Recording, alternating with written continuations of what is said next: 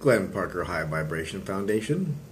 I wanted to share a story, and it's going to warn you right now that this is going to take a little while because it starts in the beginning of my journey through sickness and recovery and all kinds of crazy things in between.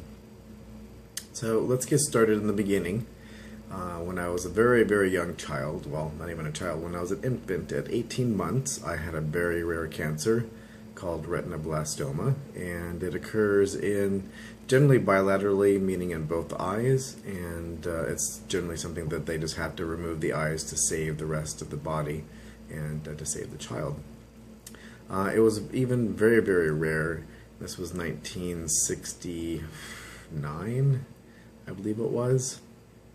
And since it's more common, but it's not a particularly common type of cancer, but or tumor, I'm not sure actually how it's classified, but in any case, it's something that's got to go and that can't stay in the body, or else bad things happen like death. So that was the beginning. I went back and pulled my records, medical records, years later, and I had a ton of x-rays as a child, a ton, because I had to go in and make sure that it hadn't spread and that it wasn't occurring in the other eye. And all I remember as a child is going in and having a light that looked like this, the brightness of the sun go into the good eye, and they would literally dilate it and look around, and that had to happen every week and then every month. And this is as I'm having more conscious recognition later on as a child, and I'm just setting the stage for kind of what goes on later on. Now, once a month, then once every couple months, and then, still at least every quarter, once every 6 months, you go in and you have your eye dilated and checked, just to make sure there's no shenanigans. Now, I don't go in quite as often now as I used to. I think I take care of myself much better than I used to, or at least I have a more valuable knowledge of nutrition, at least in my personal opinion. And perhaps yours at the end of this from some of the stuff we're going to go over. So I always needed a lot of rest. Even as a child, I needed a lot of rest. All throughout my childhood, if I didn't get enough sleep, it turns out that, and we'll get into this later, but we might as well get into it now. It's basically, for some reason, a reason that can't be found, is that I require a lot of rest. So let's say 10, 12 hours. It used to be a lot more before I found a lot of the nutrition, or else I would get sick, catch a cold, or normally like pneumonia or something to that effect. I'm going to turn that off. I apologize for that. And so, like pneumonia, respiratory is usually what it ends up getting into, but easily catch colds and flus. So my immune system is directly tied to how much rest I get. So if I don't get enough rest, I pretty much have a guarantee of getting sick. Now, there's some ways around that with some high-end nutrition, but the proportion of cost for that is kind of high in relation to how much rest and stuff like that. So it was a constant battle, at least now as an adult, but we didn't know any of that then. I just knew I like to sleep a lot, and that until I rest and wake up, when I'm rested, I'm not a happy camper, nor is my body. Glenn is cranky, and I can't drink coffee or have any stimulants. It affects my breathing. I can't breathe properly. I can't have a lot of different teas, something that has caffeine, maybe a little green tea or something, but very sensitive. I hear that the caffeine in green tea has a little different, it's a different type of caffeine than regular coffee. Excuse me. In any case, moving on. So all throughout childhood, I missed tons and tons and tons and tons of school. And because of the eye, I had issues with dyslexia and aphasia. One eye feeds the side of the brain for symbology and words and stuff like that. Isn't getting it because it doesn't exist. So it has across hemispheres, and there's all kinds of crazy mayhem that goes on to try to learn. And in the 70s, they had no idea what was going on or how to do any of that. So that isn't relevant to, well, I suppose it's slightly relevant to the illness in that, it's a contributor, it's kind of an agitation, if nothing else. When you're a kid going through school and you have a learning disorder on top of needing quite a fair number of rest, This time I was prepared. I do have some water. Excuse me. So, as time went on, getting more into adulthood, same issues, you know, still needing rest, maybe not quite as much, but still no rest, onset of some kind of either respiratory thing going on or cold or flu or something. Wasn't prone to infections or anything like that, but I've been tested for everything throughout my lifetime imaginable, you know, TB or any kind of venereal disease you can imagine, H. pylori. I mean, who knows? We ran through such the gamut when we went through all these tests as a kid and as an adult, and there's nothing in there that would account for any kind of shenanigans or a lower immune system or something like that. So as I got to an adult, my body ran, you know, pretty good as long as I got enough rest till about age 25. Nothing too eventful. And then around age 26, I flew a lot for work. I probably flew every weekend. I did seminars for Novell and for Microsoft and training for resellers and high-end type of stuff. And I started having an odd time breathing on the plane. I thought I was overly tired or something like that.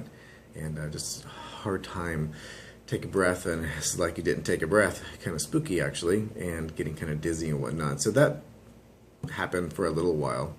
And I was getting tireder and tireder, and even at sea level, because I lived not far from the ocean. And just wasn't a happy camper, so I went to the doctors and did a lot of running around. And this was age 26, so in the mid-90s somewhere, like 95 or something like that. And yeah, nothing found. You know, they did VQ scanned because of the description not being able to breathe. Since I traveled a lot, you know, they were worried about blood clots and stuff like that, and that only made it worse. I almost died from that. A simple radioactive dye, not even something that's strong. And I swelled up from head to toe, and my liver and kidneys almost shut down. So that was interesting. That was fun, and probably attributed to a more toxic state. You know, putting more toxins in there. So that went on for a couple of years, and it just became increasingly more difficult to breathe until I really couldn't fly that much more anymore, and I changed my position at work so I wouldn't have to do that to more of a managerial type of item, and I could keep more of my own hours since I was sleeping more and more and more and more. And I saw thyroid doctors, and I saw cardiologists, and I was run through this test, and I was run through that test, and everything looks pretty good. You know, they did see that I was getting lower oxygen rates at higher CO2 level and on higher elevations, starting at like 3,000 or 4,000 feet up to 8,000. They have to stop the test, and doctor's like, "There's no reason for it. Your lungs are fine. Everything is good. You know, your blood looks okay." And so this specialist and that specialist, and on and on and on and on. Expensive, and you know, any money that I had saved at that point in time was getting eroded. And so eventually I had to stop working and go out and, you know, try to get disability or work from home. And that was around 98, so about 3 years. And then I decided, you know, I don't really want to do it. I had some other income coming in, and so I decided to stay home and see what I could do from working from home. And so I did that for a number of years, but I was getting progressively worse. I had more and more x-rays, 16 hours a day, 18 hours sometimes sleeping. Chronic fatigue syndrome was setting in, like a fibromyalgia precursor was starting.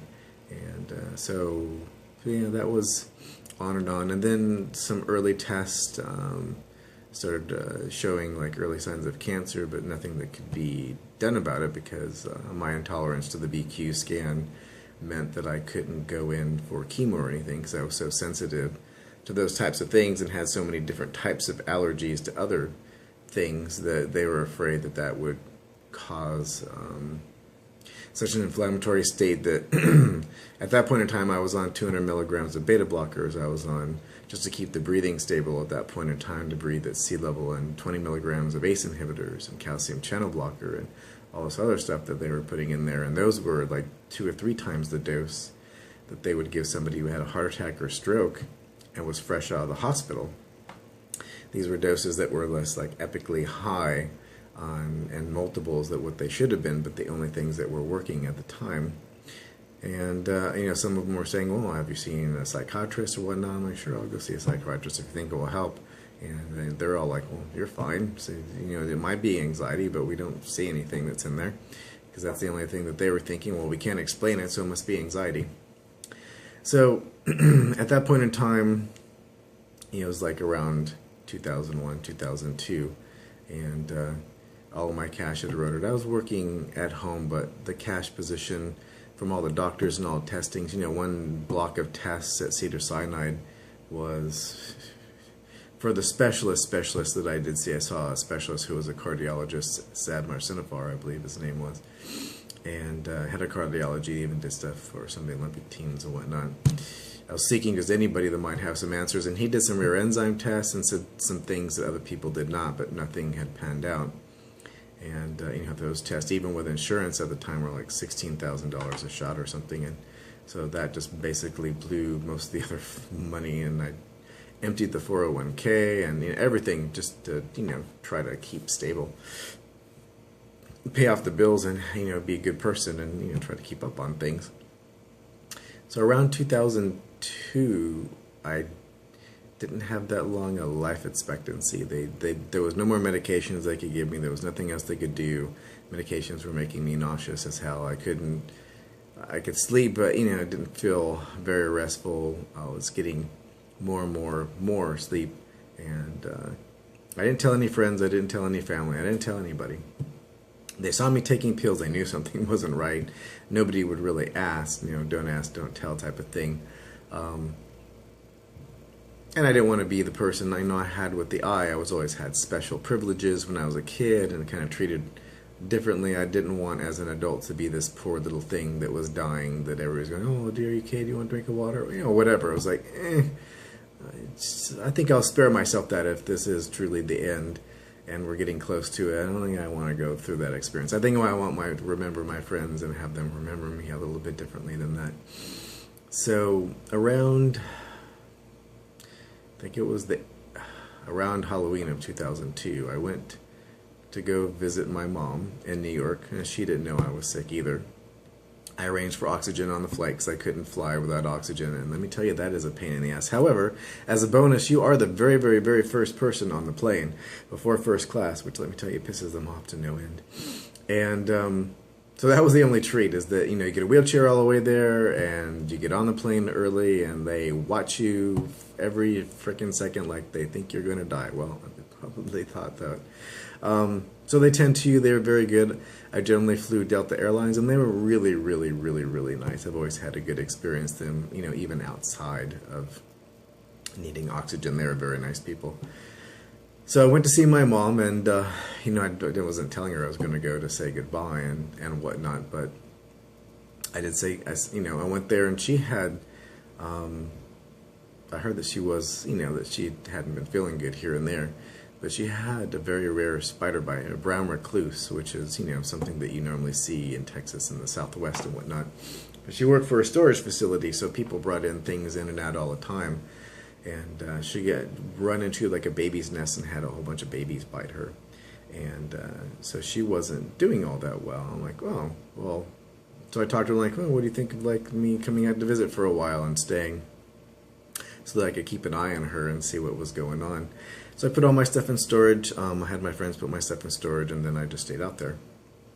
And I guess I started keeping an eye on her, and to be honest, I did that for a very long time. And at that point, my life expectancy was 0. They're like, nothing else we could do if, you know, we can make you comfortable or whatnot. And, you know, I was smoking pot, like vaporized, and I had never even done or tried pot till I was later into my 20s, and it wasn't really something that I did very often, you know, here and there, hanging out with friends. But it wasn't something that I would do every day or wake and bake or whatever. You know, but it allowed to a respite from the medications, from the nausea and all that stuff. So, and to at least give some kind of normalization and painkiller, because there was some pain, discomfort from a lot of different things. Not being able to breathe and all that is also disconcerting. And I vaporized it to try to minimize the amount of tar and deoxygenation into the bloodstream. So I was balancing things out. However, so she wasn't feeling well, and she had a spider bite, and she had lost some of the use of her arm because it was on her arm. And so I did some rehabilitation with her because I had gone through rehabilitation for other things from injuries. I did what I needed to do and everything that I could do to keep her going, and she started getting a little better and a little better. So literally, I put up with whatever I needed to do to keep her going. So we kind of kept each other alive. And then as she started doing better, this was 2002, 2005, she started doing a bit better. And then I talked to, at the end of 2005, I talked to an old friend of mine. And I had come back and forth for doctors and stayed with friends in LA quite a few times. Very nice, and thank you all too. They had, they didn't know what was going on.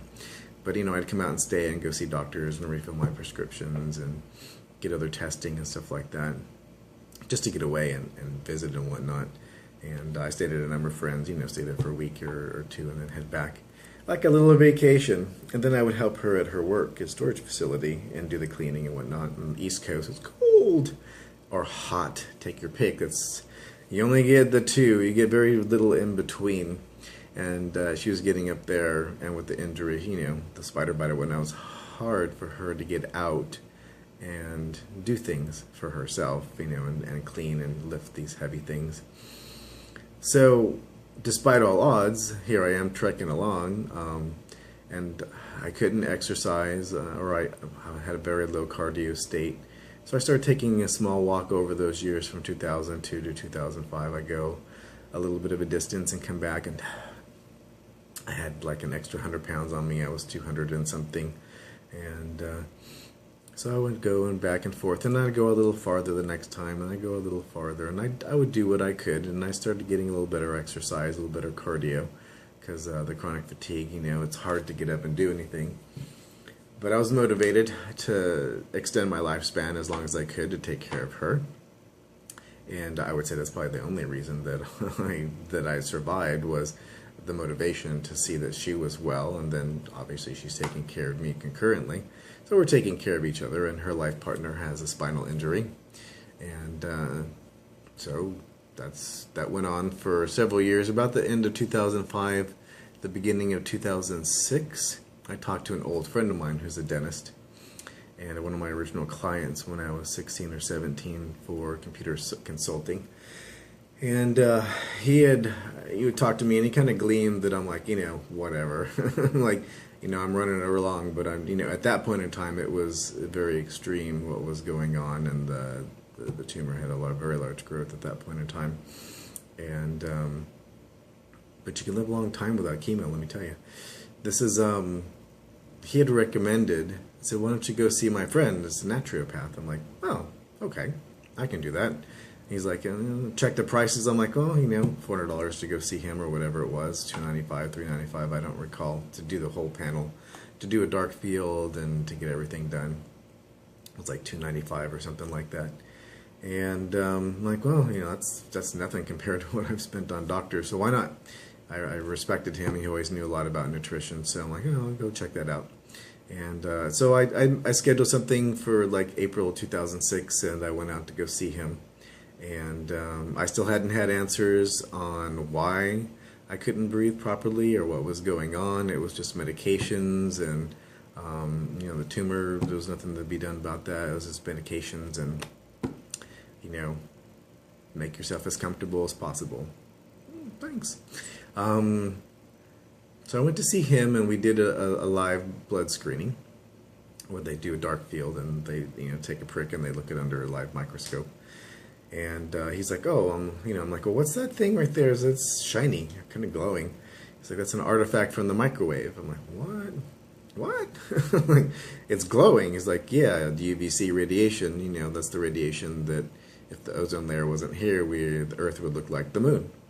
And what happens is, like, zinc and zinc oxide gets transferred into zinc, gets into zinc oxide, it gets molecularly changed from the radiation, and it picks up a radioactive charge, a mild one, like an allistic one, not one that you're gonna fall over dead, unless you use the microwave every day, and then you're literally slowly poisoning yourself. And let me tell you, I haven't willfully used a microwave since that day in 2006. And, it pisses a lot of people off when I visit. I'm like, oh, no microwave, thank you. I'm like, yeah, I can show you online some of the reviews on microwaves and, why it's banned in some places and even some countries to be used for food preparation because it's radiation. It's very, it's low level. However, a mild exposure, would you purposely mildly, I hate to use the word poison, but toxify yourself on a daily basis by using something that you knew intentionally was bad for you? And some people say yes because it's convenient. So hey, it is personal choice, it is personal preference, so no worries there. In any case, after that, he looked at the red blood cells and he saw that they were undersized. The only reason I found out they were undersized and that the hemoglobin wasn't complete enough to carry a full oxygenation. And he's like, well, you need vitamin E and this and that and the other thing. Went over a whole program, and we went over metabolic cardiology from a particular cardiologist for the medications to maybe at least get the breathing stable and get the cardio pump going. So ATP and glutathione. So like CoQ10, D-ribose, and magnesium and L-carnitine with a very good oil, like a flaxseed oil or a fish oil, like a salmon or cod oil or like cod liver oil or something, whatever makes you happy. Capsules are always good. So something to that effect. So I walked out with, like, the office visit was like, I think it was $300 or $400. It was like $395, so it was $400 in supplements.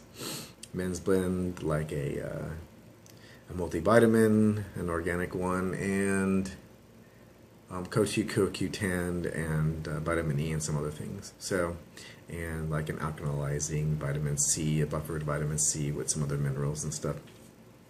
So we went through that, I did that, and I started taking those, and like the first week I'm like, oh, not too bad, And the second week I'm like, wow, I feel a little better, Like I'd always been a little worse every little bit of time instead of a little better every little bit of time. I'm like, nutrition, huh? So I did that for a while, and he recommended a lot of different things, and he recommended some things for cancer, like and I never pronounce this correctly, the Gershwin diet, I believe that's how you pronounce it, Gershwin, and it's a juicing diet basically, and so I got a cold pressed juicer. I love juicing, but that is such a pain in the ass. I generally put things in the blender nowadays, but you do get more nutrition out of the cold pressed juicing. If you have an environment where you can set it up and clean it in an easy fashion, it's not too bad. But in a pinch, 4 or 5 ounces of mixed greens and some other things and kale and whatnot in the blender for a short bit and then drink it is, better than nothing. And it's still very effectual to get into the body. Tons of vitamin C, and you're alkalizing yourself. Good stuff. So that started having an effect, and I got to a point where it was about a year went by, and I'm like, well, I keep feeling a little better. I keep feeling a little better, but I'm not better. I can't push that past that threshold. I seem to be stable, but I feel a little better. So I went back to New York after that, and I continued with the program, and I kept an eye on my mom, and I started feeling a little better, having a little bit more energy, exercising a little bit more. So we're into like 2007, and I asked him, is there something else I could do? So we researched a few other things that could be done, and some oxygen therapy was suggested, I think hydrogen peroxide type therapy and baths and stuff like that. And, for a full account of that type of stuff, I would suggest talking to a naturopath about your specifics, or to a healthcare professional. I'm not a healthcare professional. It's whatever you're most comfortable with. I'm just telling you my personal story, and I'm still here. I have medical records that show all kinds of crazy stuff that was done, and some of the states and the oxygenation states and whatnot. And I'll tell you what, coming up soon, you're going to hear a lot more interesting stuff. So I started to hear more about detoxing. So I started doing some of the detox programs, And there was a lot from Dr. Schultz that's in Plaza del Rey and Marina del Rey. And he has like 5-day programs that you can do: liver, kidney, bladder detox, and intestinal detoxification. I did a lot of Kalimas, which are basically like a colonic, a self-colonic, where you have it set up in the bathroom, and you have a board where you can set up, and you have like a 5-gallon tank that rinses out the colon. And that helped tremendously in washing out all those old medications and things that were in there from who knows when. And doing that felt better. So a little bit of this, a little bit of that, feeling a little better, still not getting over the cusp or getting over the hump. So he's like, well, there's one thing you still haven't done that you refuse to do. And this is something that most people won't do, that they almost would rather die to do. And that's a coffee enema. And most people don't want to do that. And hey, I was one too. I was like, eh. So I tried one. It was basically, you know, there's a mixture for it. You can look it up online. But basically you give yourself like a mixture of coffee and water, and it's warm, and it goes through the portal vein and goes to the liver, and it does something to the liver in such a way, to my understanding, that it raises glutathione levels, and it can raise them up to 700, 800%. And glutathione is the master antioxidant. It is the mother of all antioxidants, and from research, it also is a mechanism for the autodeflation, autodestruction, along with some other enzymes that are in the blood, to my understanding, to tell cancer to self-destruct and to break down anything in the body. And what it does when cancer self-destructs of its own accord, instead of just being brute force, there's no toxins left over. It's literally, it just takes itself apart. And it just boom, pushes a button, and boom, and all the artifacts that are left over are effectively non-toxic, or can be cleaned up very easily by the body, rather than some of the brute force methods that are used, whether it's detoxing or, you know, whether it's traditional medicine or detoxing. So all of that, up to that point in time, I started, and I did a coffee flush, and I was like, ooh, I feel a little better.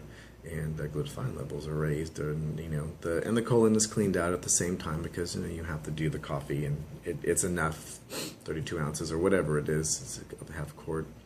It's enough to empty the lower intestine. And if you're already auto-intoxicating and having Herxheimer reactions to things, especially if you're detoxing, that can be very useful. And I've known people that have done tons of coffee flushes, so that was helpful. So I kept doing them, like, you know, once every couple of days, and I started feeling a little better, having more mobility, having less swelling, because the glutathione isn't that master antioxidant. It also helps regulate a lot of things in the body that monitor swelling. So in any case, at least those are my understandings. You know, I'm not a doctor. I'm just telling you my personal experience. I did this, and a matter of fact, I could never start breaking down the tumor, and it did start breaking down the juicing and everything, but I could never find a combination of things that really just pounded on it and started depleting it. And I played with the Rife technologies, which worked really good as well, but I couldn't stay in a location that I physically had one. I had use of Len Kenny's, one of Len Kenny's, for a while. Excuse me, and that was very useful and very helpful. But and I even learned how to program it and do some things, and I spoke to him a few times on how to do some of the rise and falls to get a better collapse for the cells, to break them down faster. But I found a lot of talk, because that is brute force. That is, well, it's not brute force, but it's not auto-deflation. It's not the auto-destruct mechanism. There's a lot of toxicity from doing that for something. So I found that the coffee flushes were good, and they were passive, and they raised glutathione, and they seemed to help with the blood pressure as well, because sometimes a lot of that is inflammation.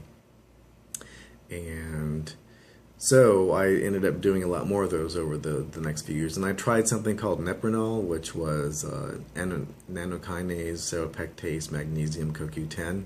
I think there's something else in there, and it actually literally goes in and destroys fiber, and it can eat it like one of those, one 500 milligram pill can eat like an 8-ounce steak, and that's basically protein, fibrin, and the other, you know, a lot of things that are precursors to arthritis and things like that. It goes and chews all that stuff up, so that stem cells and blood flow can get into areas that they haven't got into, and help and through the natural metabolic mechanisms to clean things up and to take away a lot of the swelling.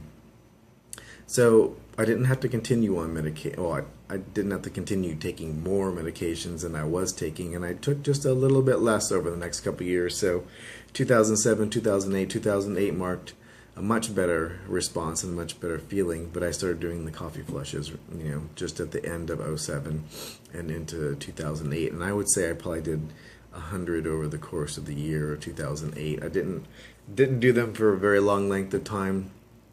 When I do them nowadays, I do them a little longer. I don't have to do them as much now, but I'm not done yet. So 2008, 2009, I was still doing a few of them, doing more, and I was continuing doing the passive detox things like the detox teas from Dr. Schultz and some of the shakes and stuff that were suggested to cleaning out the colon and whatnot.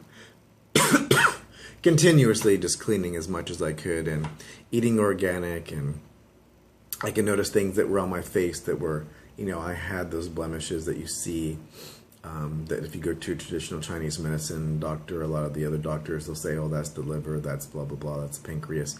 And those started fading with the detox teas. I still have a little patch of something over here of dry skin for liver, but I'm still cleaning up and still constantly doing things. A lot of all those medications and whatnot really did gum things up, and just life in general, But I eat all organic, and I still eat meat. For some reason, the hemoglobin needs hamburger or something, but I get no nitrate added, and organic as often as possible, and that does help considerably. I do want to go all raw, but I haven't found a combination that my body likes yet as far as the proteins for the raw proteins.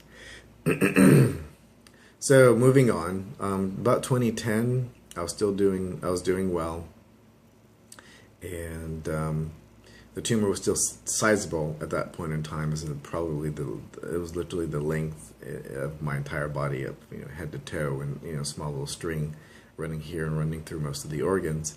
And I stopped getting tested and whatnot because I always felt very, even with the MRIs and stuff like that, I never felt very good. So I wasn't getting tested consistently, and finances, taking care of my mom still at that point in time, and her taking care of me, still needing quite a bit in the way of rest, and still a lot of pain with the tumor stuff in there.